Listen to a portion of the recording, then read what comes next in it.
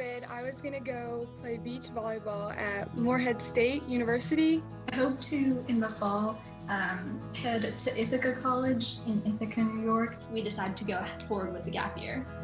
Without COVID, I wouldn't have made this decision. COVID sort of postponed that decision. We were definitely thinking of it, but we're unsure until COVID came along. As the start of school creeps closer, college-age students have a tough choice to make. Will they attend a four-year university, community college, technical school, or will they just take a year off? And how does COVID-19 play into their decision?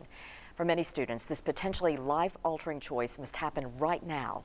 In May, Tennessee schools saw about a 40% decrease in fall enrollment compared to last year. Now they're seeing about an 18% decrease. And so we are down in overall enrollment, but we're starting to see that turn a little bit, which we're very, very grateful for. We are hearing now from students that they want to go. They just need to know what their exact next step is. There are a lot of pieces that go into this choice. One big factor in choosing an education path, the cost.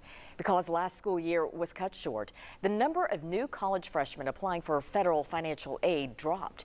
Experts say that was fueled in part by students at low-income schools who were cut off from counselors as their families experienced financial setbacks.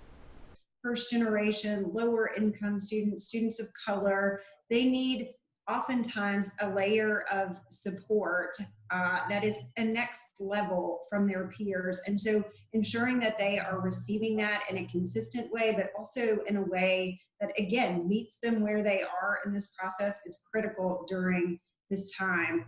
Another major factor in this decision, what will school look like in a pandemic? Will classes be online, in person, or both? Could there be travel restrictions between your home and school? I think maybe students are just waiting for some communication to say, what are schools doing? Right now, as students choose their next steps, they're looking at three big options. One option, attending a four-year university. Before COVID, I was going to go play beach volleyball at Morehead State University. I decided that I'm going to go to UT and just be a regular student and not an athlete. I hope to, in the fall, head to Ithaca College in Ithaca, New York to study documentary studies and production. Because of the pandemic, some students are now choosing a different university, but even those continuing with their original plans know the year won't look normal for anyone. Having a mix of online school and on-campus school. It's definitely not the ideal college experience, as some people would say. In Tennessee, UT, Carson-Newman, ETSU, and Johnson University are all making changes. Those include some online learning, changes to school breaks, and new policies on campus. Organizations helping students earn degrees say students should focus on school despite the uncertainty of the pandemic. I understand that it's scary and all the swirl and chaos that's happening in the world. Find stability in figuring out how to earn that college degree. Statistically speaking, if you do not start in the fall directly following high school graduation, you actually never start. I think it's best not to think about the freshman experience that you may be missing or that may be different, and to just focus on academics as much as you can and just remember that you're going to school to get a degree at the end. The next option students are considering, community college. We'll be offering both the courses that are entirely online, and then we'll have some that are on ground. Of course, those on ground we'll be following the Tennessee Pledge, we'll be following CDC guidelines. As the pandemic continues, community colleges say they are seeing more students utilize online courses. Enrollment at Roane State Community College is actually up for online courses, but down overall.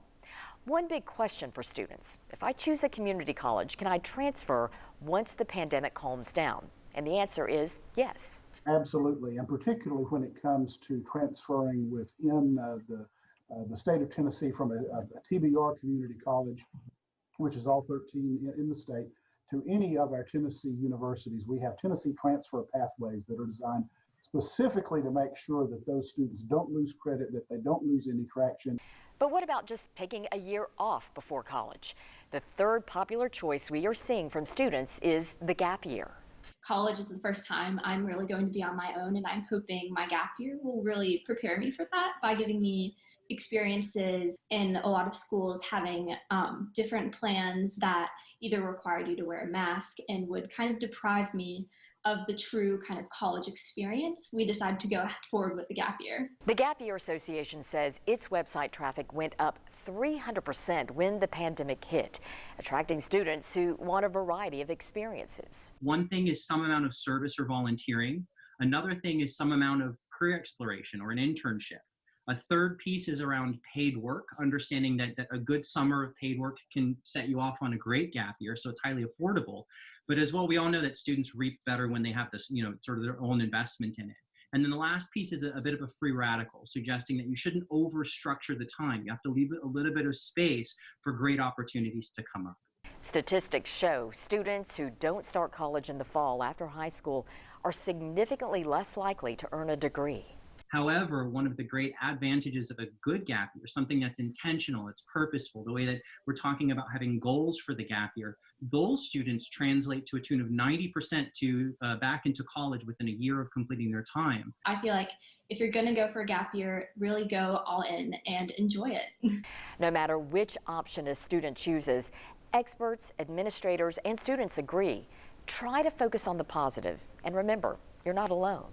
Think and reflect and pray and use your resources to get information and follow your heart no matter what. At some point, it'll be better. This is just for now.